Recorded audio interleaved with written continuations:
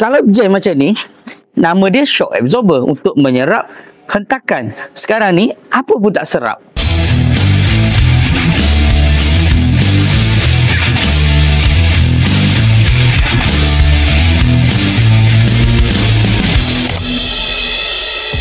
Hai, tip 1 minit hari ni. Okey, hari ni saya nak kongsikan punca tayar kereta bengkak. Antara punca tayar kereta bengkak. Okey, kali ni punca ni bukan sebab tayar. Punca ni sebab faktor-faktor luar. Okey, untuk kes hari ni, faktor-faktor tayar bengkak, saya nak tunjuklah. Nampak tak? Tayar dia ni agak bengkak sikit. Cuma tak perasan lah. Okey, punca tayar ni bengkak. Yang pertama, bila saya cek, bila saya kesan, yang pertama ialah angin.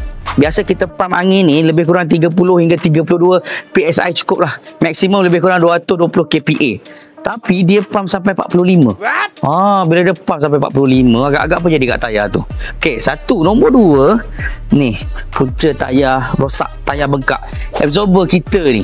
Okey, sekarang ni absorber dia ni dah jam. Ni, saya nak tunjuk saya tekan absorber ni. Nampak ada jam. Tengok. Tak mau turun dah. Kalau jam macam ni, nama dia shock absorber untuk menyerap hentakan. Sekarang ni apa pun tak serap. Agak-agak keras ke mata macam ni, apa yang kena? Ya, tayar kita, bush kita. Sekarang tayar dia.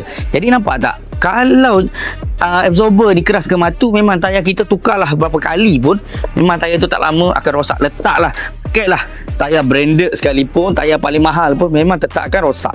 Okey, itu belah tak salah saya itu belah kanan, ni belah kiri. Tengok belah kiri saya tekan. Sama juga. Okey. Nampak? Memang jam lah. Sebab tu nampak saya nak tunjuk. Siapa yang faham lah. Sebab tu saya suka bagi tahu. Kalau absorber kita rosak, yang terbaik ialah tukarlah absorber yang baru terus.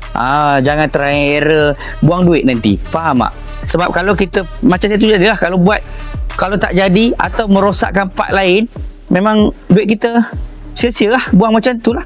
Faham tak? Jadi seeloknya tukarlah absorber baru terus. Kalau tak ada modal nak ambil yang ori, tak apa, cari yang OEM pun tak apa. Tapi OEM tu pilih brand-brand yang elok sikit lah.